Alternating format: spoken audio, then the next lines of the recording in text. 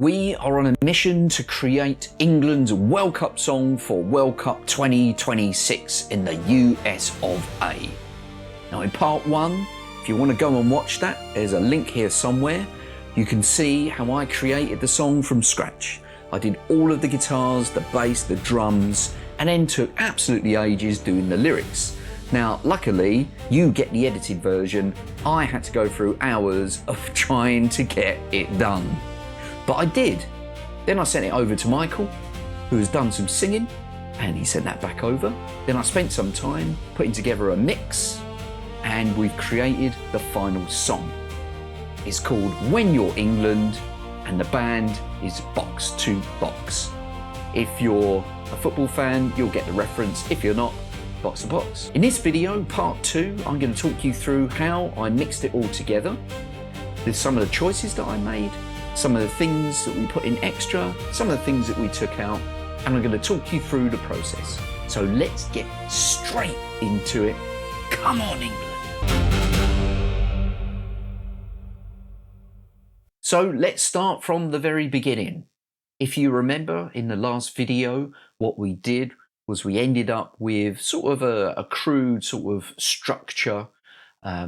We had all the guitars in place. We knew where the things were going to be. We kept it simple, didn't want to make it too complicated, but crucially, we ended up with something, and it's pretty much stayed the same. There's a couple of little bits that we've put in, but the biggest thing that you're going to notice is that we redid the drums. The reason for that is I played it to a captive audience to get some critical feedback. My son, and I played him the original drums, which were acoustic, real drum kit. I say real, it was done in Addictive Drums. Then I played him a little sample that I downloaded, and he preferred the electronic drums. So I went through all that hassle of doing the drums, and he said, no, Dad, I prefer the electronic ones. Look, we've got to go with what the audience wants. So I've created a full, more poppy, dancey, if you like, but electronic drum sound using samples. But this is the structure that we have. We have all of the guitars, we have bass, we've got a little bit of synth that we added in there, we've got loads of vocals, and we've got the drums there as well. And then at the bottom, we've got an England crowd noise, and I'm going to show you how I created a crowd noise from just a few simple tracks. So let's start off. I'm going to give this a play so you can just hear the first intro and then going into the first verse. Here we go.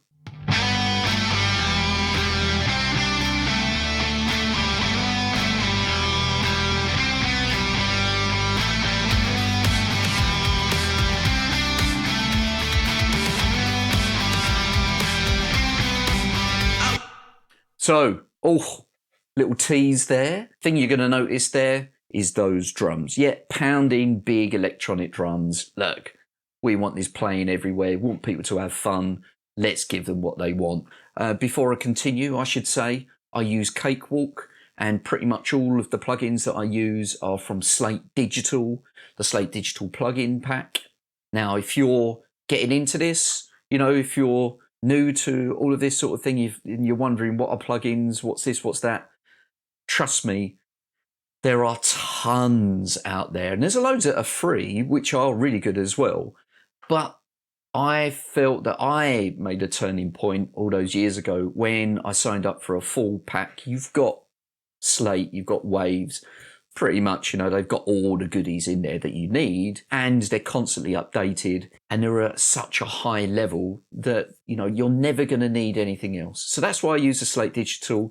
They've got the SSL plugins in there as well. Now, again, if you don't know what that is, that's a very famous company that produced mixing desks that go into full recording studios, and these plugins, these little bits of software that goes on your tracks, emulates what those little bits and modules were doing, and they've recreated it so that you can have it within your DAW. Most of the things that I'm doing here, pretty much all of it, you could do on any DAW. Like I said, I use Cakewalk, but this will work on Ableton, Logic, you name it. It's more about choices, and it's not necessarily about the technical aspect of it. One thing that you're going to see if you do use Cakewalk, and I know that you can do this on others as well, if you find that your machine is lagging a bit, or it's, you know, it's cutting out, it's dropping, then you can freeze tracks. And this is what this little symbol is doing. And this is why this is grayed out. Just wanted to explain that. Now, what this does is it creates a sort of bounced version of the track with the effects in it. So it kind of does a recording, if you like, of that track by itself with all of the effects baked into it. So that means when you're playing, you're not using the processing power of your machine to run those effects. It's basically playing a WAV file, an audio file. And the reason I'm doing that is because I'm recording a bunch of stuff at the moment and I didn't want it to drop out. So that's why you're seeing this.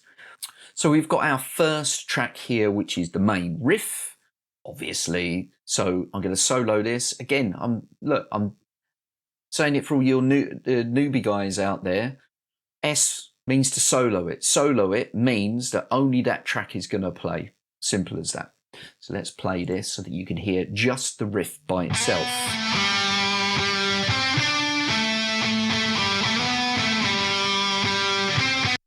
So that is the riff. I'm using THU for the guitars, and I've used quite a meaty, rocky guitar that you can hear. I use the SSL 4KE channel strip. I'll show you what that looks like. This is this. Again, this is the emulation of what this would be like, although it'd be stacked slightly differently, but this is what it would look like on a full recording mixing desk. And you can adjust the EQ, so the sound of your track. You can adjust the volume, and then you've got the compression over here. The compressor on these channel strips is actually pretty good, and sometimes it's all you need. Now on guitars, not on all guitars, a little tip that you want to do is you want to make sure that you're taking out some of the low end. Now let me explain that. When you're putting together a track and you've got all of the different tracks, if you have information in there, so you have frequencies within the sound, and you have that across many tracks, when it comes to the end, they're going to kind of multiply, they're going to build up. Now on guitars, you don't need necessarily the real low end information. So you can use a filter to say, right, I'm going to put this up to, I've got this on quite high because the lead guitar, we want it to really cut through the rest of the sound. So we want it more of those higher, mid and higher frequencies so it cuts through. But on the lower stuff, you don't need it. It's not going to be heard. That's what the bass guitar's for. That's what maybe the synth is for. And that's where your drums are going to live as well. So you don't want too much build-up. That can be the cause of muddy mixes, is when you've got too much going on in certain areas. Then we've got our main guitars. So these are the main rhythm guitars. I'm doing exactly the same moves on those as well. So let me play all three of these at the same time so you can hear what this sounds like. I've got the main guitars panned right and left to give you the stereo separation.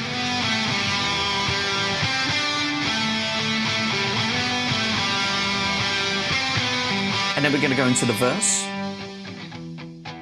And it's more of a chuggy sort of sound. Another reason for that is because we want the verses to be a little bit more sparse when it comes to instruments, so that when you get into that chorus, you can just, or pretty chorus, and then into the chorus, you just explode it. And you're not necessarily, you know, trying to get more volume. Sometimes when you're new to this, you think, oh, well, we could just make it more louder. And that doesn't always work, because all you're doing is muddying it up. What helps is changing the instruments, changing the sounds, changing what's being heard and taking things out. There's a lot said for making space in tracks, especially when it comes to bass, when it comes to drums, and when it comes to simple guitar parts as well. It makes your big bits sound bigger, and it makes your more intimate bits where you want more vocals, maybe you want the words heard a little bit more. It makes those sing, and it makes those really come out, and you can get it, you can hear it, you can hear words. You're not having to battle over other guitars. So we're into the verse. Then we've got the we're going to come into the pre-chorus section. So the extra guitar, if you saw the first video, you'll notice that I come up with a little sort of diggy diggy diggy sound, and in that pre-chorus section is kind of a rising chord sequence which will then goes into the main chorus. So let's just play here. This is in the verse.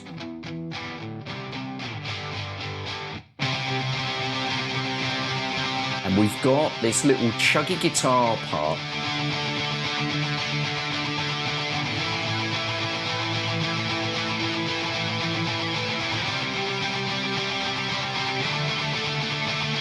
Now that chuggy sound has got some effects on it. Let me show you what I've got running. I've got this plexi amp, which I really like, with a clon in front, simple cabinet. But then we've got this delay reverb, and it's adding a bit of reverb, bit of chorus, bit of delay. And I just felt that that helped bring it out of the mix a little bit. These are all choices that you make when you're mixing a track, is how can you have things heard at certain points and you're not necessarily just talking about volume, you're talking about frequencies or a shift in the track, this shift in the sound. And that's what I've got on there. Then coming into the chorus, let me explain what we've got here. We've got an extra chorus guitar section. So we've got the main guitar that's going throughout the whole track. And then we're just bringing in an extra guitar part. It's two separate guitars that are recorded left and right. Again, if you're doing separation with guitars, you have to record them separately. They have to be two different tracks left and right. Don't try and duplicate and do it left and right, because it's the same sound. It will just sum to basically a mono track. Even if you just try and offset it a little bit. No, that's cheating. Doesn't work. Two separate tracks. Don't care. Let's move on. So what I've got here is I've got a very different sound to this. So these guitars, you'll hear how different they sound. It's a meteor sound.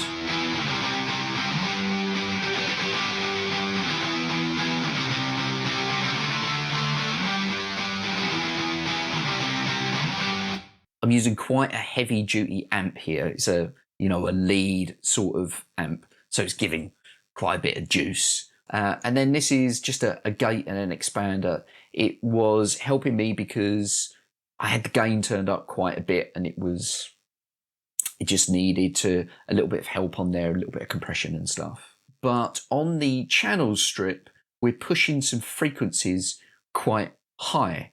And again, this is you don't want to battle necessarily against different things. When you've got different guitars, sometimes they need to occupy different frequency ranges so that when you play them all together, they actually make a whole thing.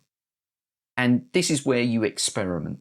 I can't tell you why I ended up in this configuration, why I've got this, but it was as I was playing it, you're changing, you're listening to what works, what doesn't work. Now, if you haven't used something like this before, I will very briefly explain to you what these knobs are and what they mean. So the dB, quite simply, is how much and how little of that frequency do you want to come in? Simples. The next one is choosing the frequency. So at the moment, this is set to around 400 Hertz. And that is actually where some mud lives in a lot of tracks. So that's a little pro tip for you. 400 Hertz. This here changes what's called the Q. I'm going to simplify this for you. And I'm going to use some hands just so you understand. So you can have a Q which is wide open. The Q is basically how wide the frequencies you're affecting. So I've got this set quite low to give you what's called a high, well, it's not called that, I'm calling it quite a spike. So if it's at a spike like this, you can see the little symbols are helping you at the bottom. This little spike is going to virtually just concentrate on 400 because we've got it set to 400. That's just going to affect 400. If you've got the Q wider, then it's not just going to affect 400, it's going to affect the frequencies before and afterwards.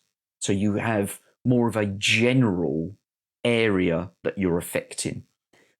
And this is super handy. So in this one that we've got, which is like the high mid frequencies, I've got this to 375.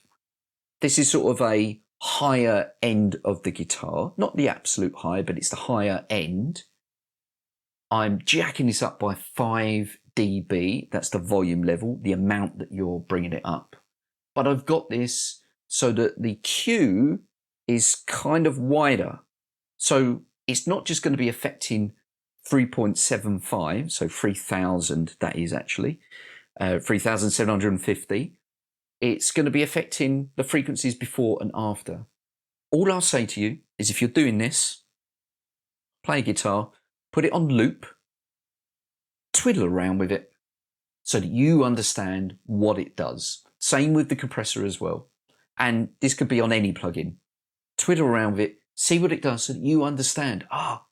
That makes it sound honky, like it's coming out through your nose. That makes it sound muddy. That makes it sound too bright. That makes it sound too cheap. That makes it sound brilliant. You can do all that just by having a little play. And this is what I ended up with this. So let me play you all of the guitars. So I've got all the guitars in a folder. If I click solo, then it's going to solo just the tracks that I've got in that folder, which are all of the guitars. From the pre coming into... So we're coming to the pre-chorus. We've got that diggy-diggy-dig sound that's going. It's whizzing around, that's the chorus effect. And we're rising up. And then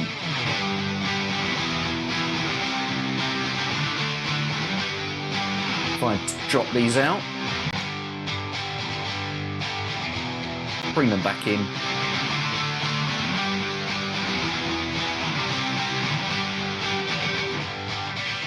Then this is a little bit out of the chorus.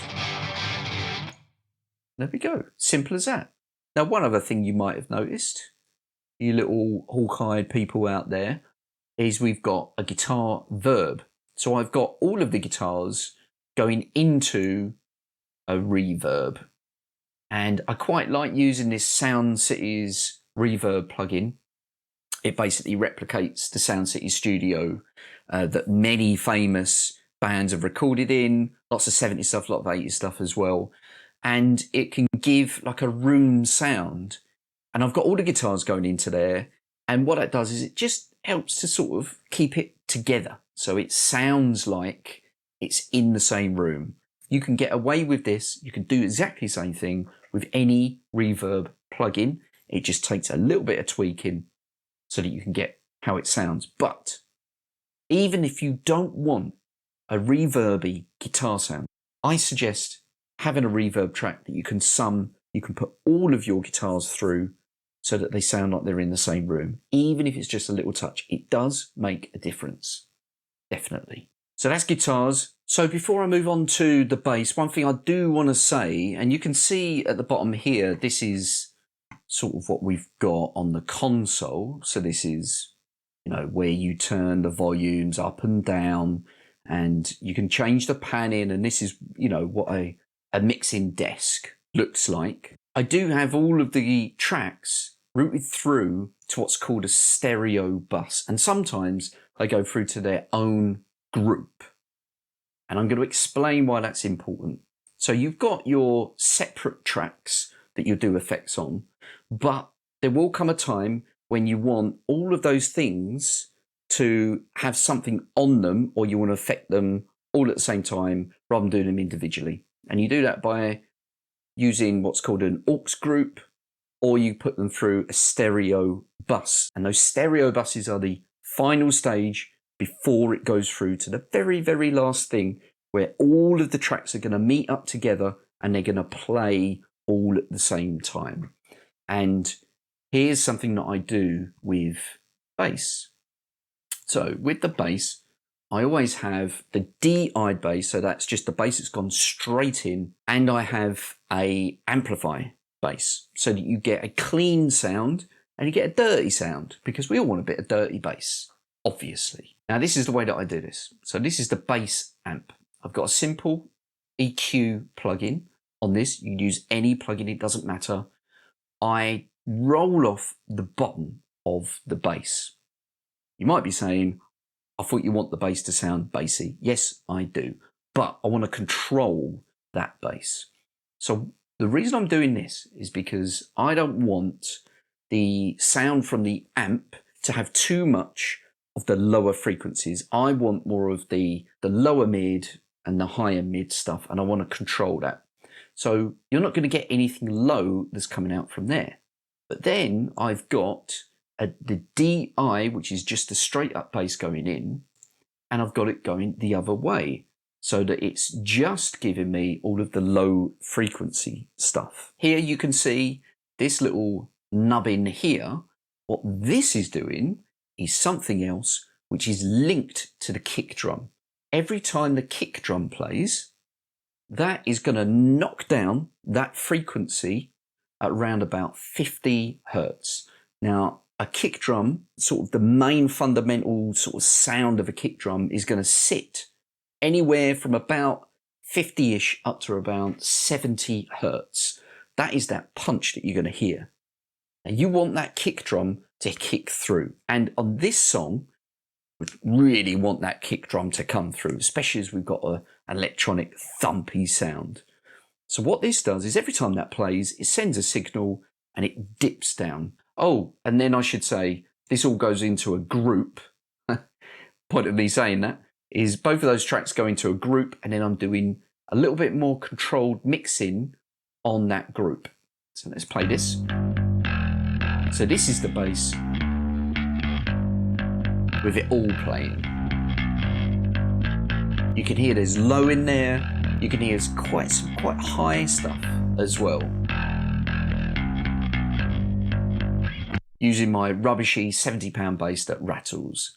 But let me play you just the amp sound by itself. So this is just that amp sound. Again, I'm using THU to give me the bass amp. That's here, Super Tube, bass amp, and into a cabinet. And then I'm using the SSL 4KE, which has got a bit of flavour to it. It adds a little bit of grit to it. Now, if we play just the DI, which is just giving you the low frequency, depends what headphones you've got on, but this is just giving you the low stuff. When we put them together, we've got the low and we've got the high, the mid, I should say. Then in the bass group, let me show you this. This is a virtual mix rack. This is part of the Slate Digital plugin. This is kind of what they're famous for. And we're using some analog kind of sound to give some saturation on the overall sound. The compressor is controlling the sound, so it's not going up and down too much. We're keeping it as level as we can. And we're doing some stuff, some extra EQ for some things to pop out and to come down. This trimmer here just makes sure that if it did go above 0, it knocks it back down. So now let's play the guitar and the bass together.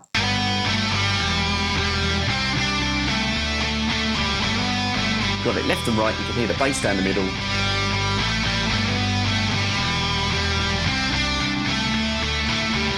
It's all controlled.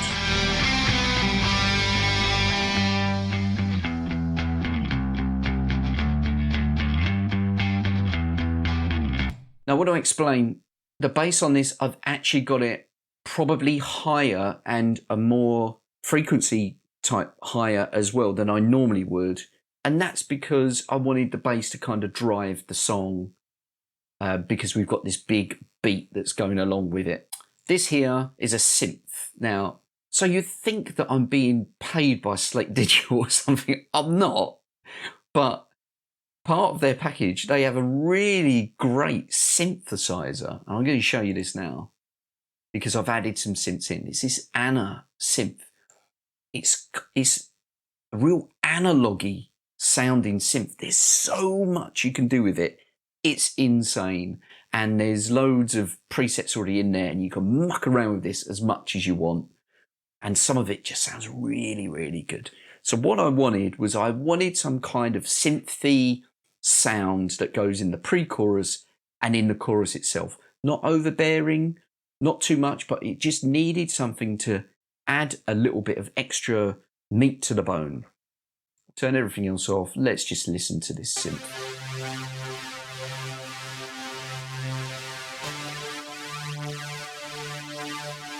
And this is the pre-chorus section where it sits underneath.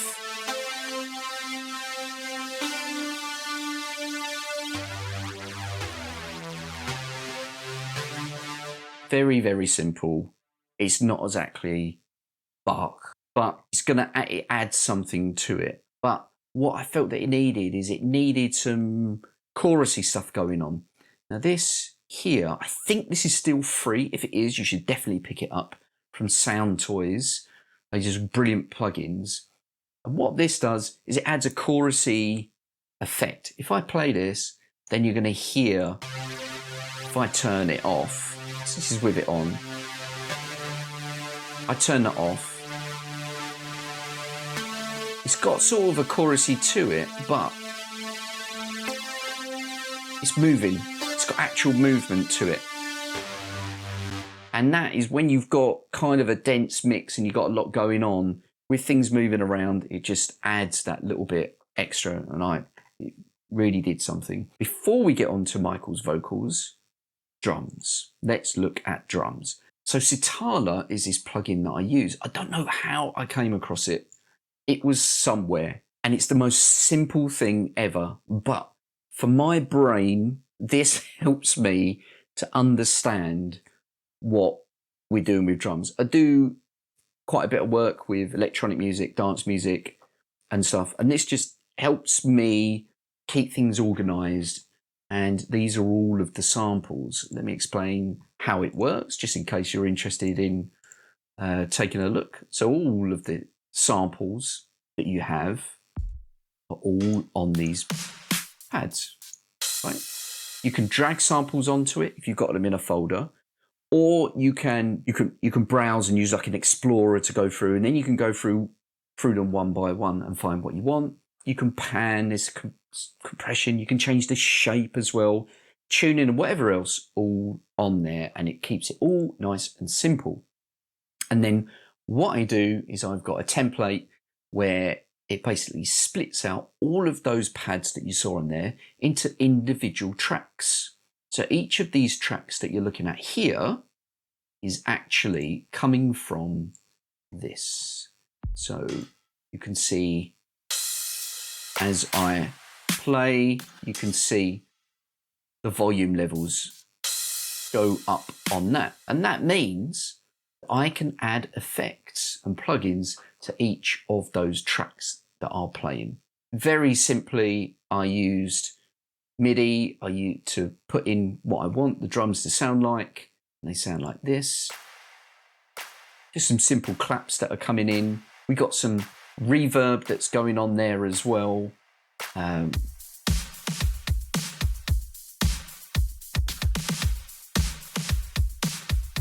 Nice and simple. And you can hear that kick, really big kick. In fact, there's two kicks. If you're getting into dance music and that sort of stuff, always layer up your kicks and your snares. You want one that's going to be snappy, you want one that's thuddy, and so on and so forth. You'll never get the perfect sample. Layer them up. That's my tip for that. Now we've got the snare has got a verb on it, everything, but I'm going to mute the vocal because we're not there yet with the vocal. I'm teasing you. It's coming. Don't worry. Let's play this from the top. Simple claps.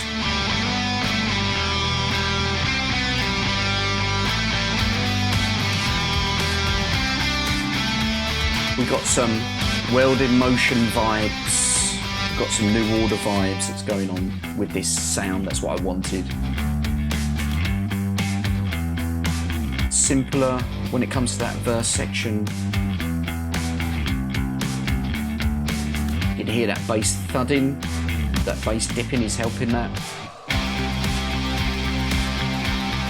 Now we're into this pre-chorus. Get a little bit of vocals on a reverb that I haven't muted.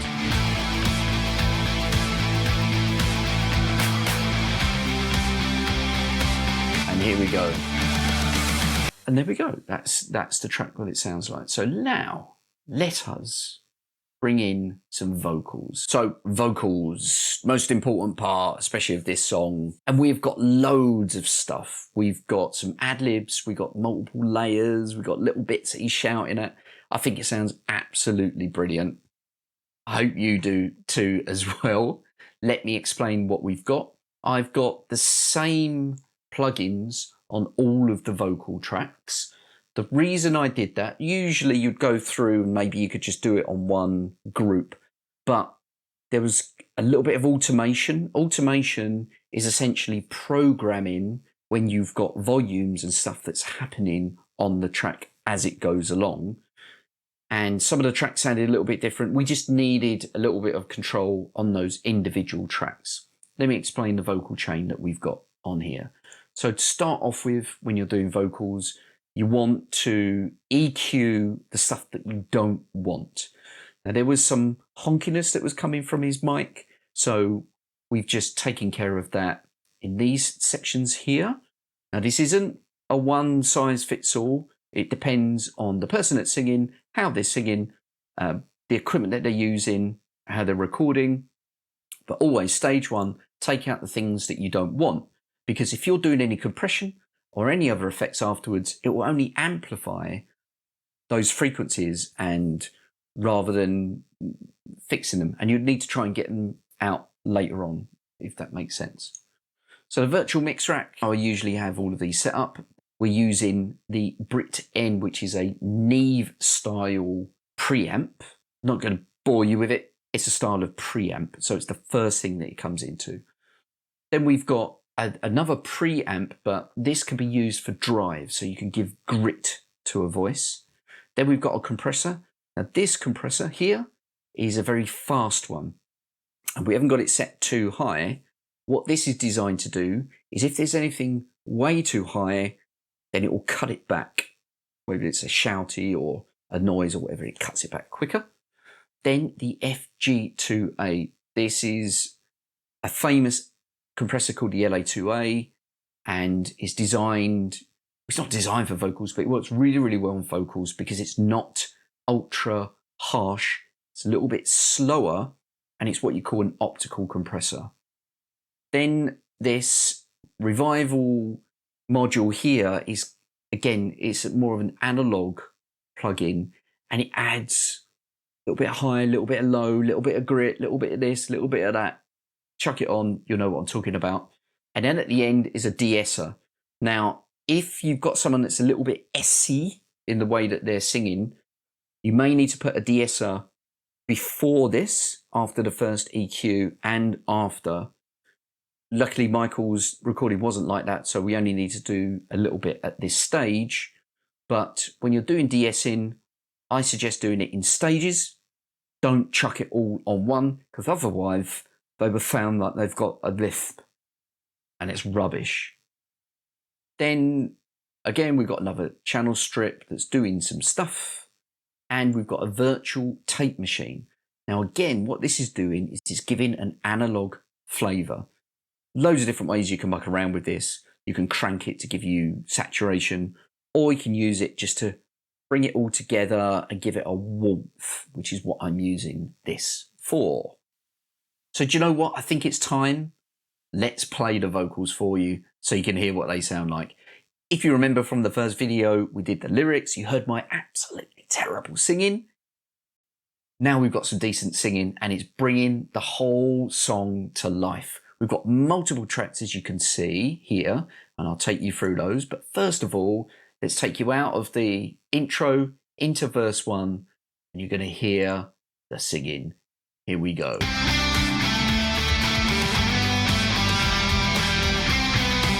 I was there in 96, so guys, it's almost gold. And I was there in 98 when banks kicked and got the hate. I was there in 01 when we got through. And I'll be there again when we get what's due.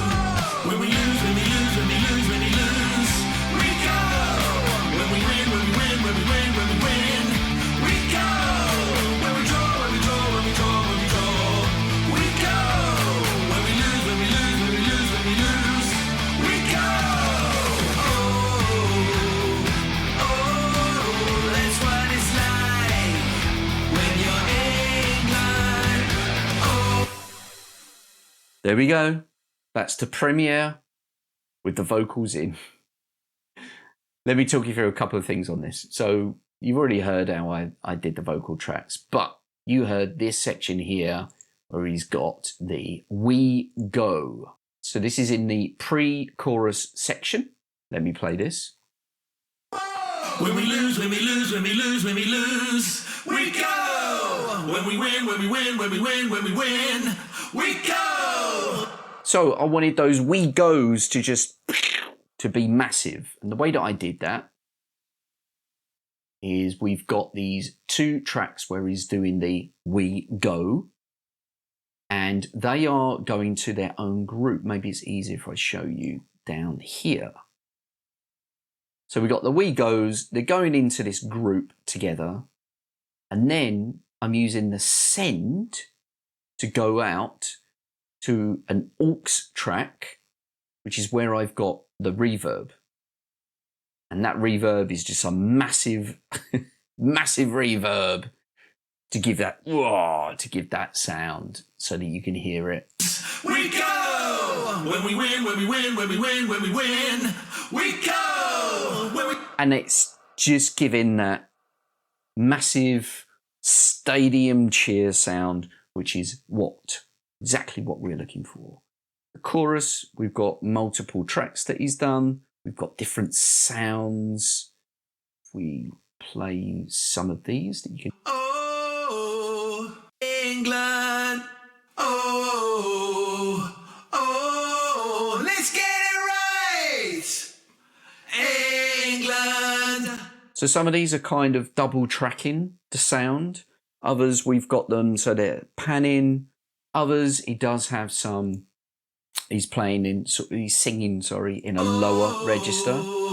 Oh, that's what it's like when you're England. So that's a little bit lower rather than being higher. Oh, let's get it right, England. So that's giving you, a full range so that he's giving you this bigger sound rather than just a single vocal. All of this is going into 2 lots of reverb, so that all of the vocal tracks, all of the vocals that you hear are going into this here, and then we've got the reverb, we've got sends on that out to these 2 reverbs here. So we've got a long and a short. The short is basically that Sound City studio, and then the long is giving you a longer sound. Always stack your reverbs, have a short, have a long.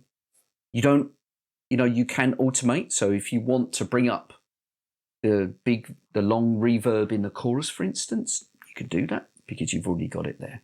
So the other trick that I do with reverb is to do with sidechaining. So you already saw how I sidechain with the bass. So every time the kick drum, it dips down. I'm doing exactly the same thing on the reverb. And the reason for that is because you don't want the reverb to cloud the main vocal, but you do want it to come in afterwards. And the way that I do that is I'm using this compressor here, and I'm using an external sidechain. What that means is that there's a signal from the vocal is passing through into this compressor. Every time a sound comes in, it's going to drop the vocals slightly. Sorry, drop the volume slightly on the reverb. You can see this here. That's exactly what it's doing. When you're England, and then it comes in afterwards. If I turn this off, let's get it right, England. There's a lot of reverb that's going on. So the other thing that we've got, let's play you the chorus. Let's play you everything in the chorus. That's what it's like when you're England. Now, can you hear that chant? The England. I'm going to explain to you how I did that, because this was a bit of fun. Now, what that is that's me and my son shouting into the microphone about 40 different times, England. We opened up a brand new session, created all of these tracks, and we shouted into it. But the way that we did it is we did it in a couple of different stages. So we did ones where we was up against the microphone. We did ones where we was further back from the microphone. We did ones where we held our nose, ones where we went low, ones where we went high, ones where we screamed, ones, all different little things. We had a bit of fun with it. And then we put it all together in one track, and I added this reverb. So if I turn off the reverb, you can hear England! England! That sounds like a crowd. England! But it was actually me and my 10-year-old son doing that. And then you add the reverb in. Now it sounds like they're in a big stadium somewhere. And it adds just that little bit, that extra little bit of flavour to the whole song. Now, I'm not going to play you the track right now. You can go and listen to that on Spotify, Apple Music, or wherever you like to go and listen to your tunes. You go and pre-save it if you're watching before Friday. If not, just go and have a look. Give it a like, give it a thumbs up, and whatever else. That would be absolutely fantastic. If you could, let's get people singing the song. So if you saw the first video where we created the song, you will remember that there was a section that we wasn't entirely sure of what we was going to do with it. And that is the breakdown section that comes after the second chorus, let's say. So let's play this for you now. I think we found it. I think we did something quite interesting. Here we go.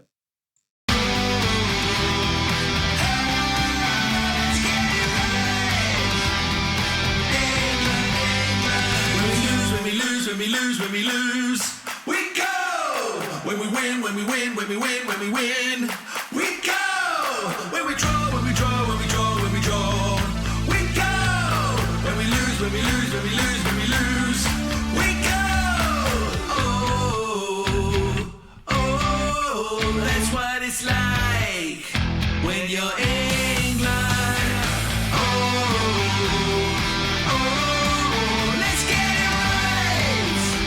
And there we go. That's the breakdown section. I think it works quite well. Got a little bit of clapping. You always need a bit of clapping in an England song.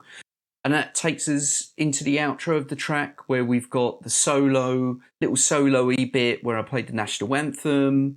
And that's the end of the track. Nothing too major. Let me just talk you through the final sections that I have in the mix, just in case you are interested. So, like I said before, everything comes through to these stereo buses. So you can see we've got the guitar, we've got sitar, which is the drums. Then we've got instruments, main vocals. Let me explain. The way that I have it is I have all of the instrument stuff go through all into one channel, this stereo bus here called instruments. And then I have the main vocal sit separately. And then all of this mixes together in the mix bus. The reason for that is because the instruments they behave in a different way. They behave musically and with percussion. And they need to sort of glue together. If you don't understand what I'm talking about when I say glue, you will understand if you try to do some mixing and it sounds like loads of different instruments playing at the same time with vocal over the top. When you're mixing something, you're trying to get it all so it sounds like it's a track. Hopefully I've accomplished that here. But I have the drums, I have the guitar, the bass comes in, and it all comes into the main instrument track here. Now on the drums, let me explain to you what I've got. I've got the mix rack again. I want to add a little bit of analog flavor to those drums. So I'm doing some stuff there, mucking around with a little bit of the EQ on there. Then I've got this plugin. Now, I don't tend to use this because I like to be a little bit more surgical with the compression, especially on the final part of the drum. So this is all of the drums coming together and what they sound like. This was given out free this year, I think it was. And I think it sounds brilliant on electronic drums. It's a one knob thing. You literally turn it until things sound better and turn it down if you don't like it. It's from Waves Audio. If it's still available, grab it because you could just chuck it on. Done. Then we've got the bus clipper. So this is a new plugin that has come out from Slate Digital. What this does essentially is it makes things louder. The way that it does that is that it looks at everything that's playing and the stuff that you're not going to hear, it dips it down so that you can turn the rest of it up. There's certain frequencies, the higher frequencies mainly, that you're just not going to hear. So why do you need them there? You don't need them. Let me play it for you and then you can see what this clipper is doing. So you can see this is all of the information that's coming through into the clipper here. Let me solo just the drums for you so that you can hear what we're talking about. Now, if I click this button here, Delta, it's just going to play the stuff that it's taken out. See those little clicks, those tiny little sort of sounds. Now, if you kept those in and you're using compressor, like we will be on the final, it will see that as the maximum volume that's coming in. But what's the point in having that if you can't hear it anyway? There's no point. So what this does, quite cleverly, it takes it out and it means that you can boost it up. So we've actually got quite a bit of volume, extra volume, that we can then add back into the track. So if I play this for you, so this is what it's taken out. Let's turn that off so we can hear the whole track. Now this button here gives us the before and the after. So this is with the same level. We turn it off and you can hear there's an increase on the volume. Now it can be subtle, doesn't need to be a lot, but when you're mixing a full track, those little bits can really add a little bit extra. So on the guitars, not doing a massive amount, I'm using the tape machine. That gives it a little bit of warmth, a little bit of analog grit stuff. And then I'm using the channel strip, the tiniest amount of compression that's on there. And then again, I'm just taking out those lows that when we don't need it. On some guitar, it was more of a guitar-y track. I wouldn't take out as much of the lows, but this is a pop dancey record, if you like, and so we don't want that in there. But if you want a little bit more of warmth, then you don't cut out as much. Then we've got this going into this instrument. So all of the instruments are now coming through and they're going through this. Now this is a rack of compressors and they're each doing their own little thing to bring glue to the track.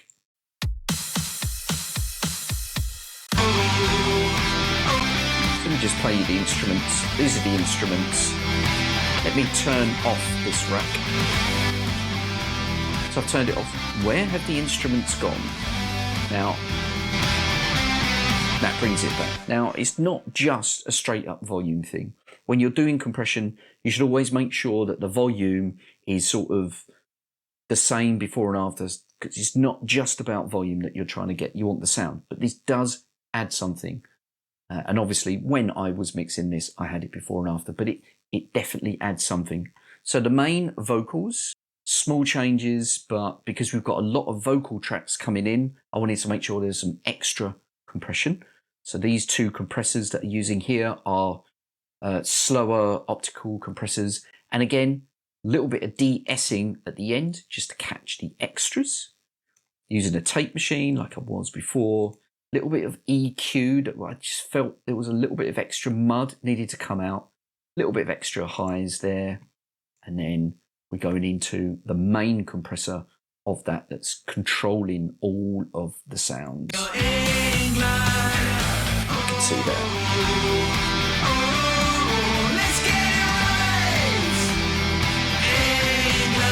And that's controlling those vocals to keep them level. And then on the main mix, just a few little bits on the highs, and then again going into the compressor, and that brings it in to the final mix and the final out. So that's it. When You're England by Box to Box is done, and it's gonna be on streaming platforms Friday, June the 5th. Go and have a listen, share it with all your friends. If you've got a venue or you've got a pub or something, let's get this playing on the sound system nice and loud. Can we get this singing in the stadiums in America if anyone's going to be there? That would be absolutely fantastic. We're going to see a next video is going to be how we create the music video for this. That will be out sometime next week. Keep in touch. If there's anything that I missed or anything you want me to recap on, drop comments below. Don't forget to like and subscribe. Don't forget to check out everything that we do at Bandcraft. We specialise in affordable music promotion. Your music videos, social content, anything else that you need to promote your band, that is what we do. Especially if you haven't got a Taylor Swift style budget, we are your people. Plus, if you need songs mixed and mastered, come and talk to us. We can help you out. But for now, our time is almost here. When You're England, come on England, bring it home.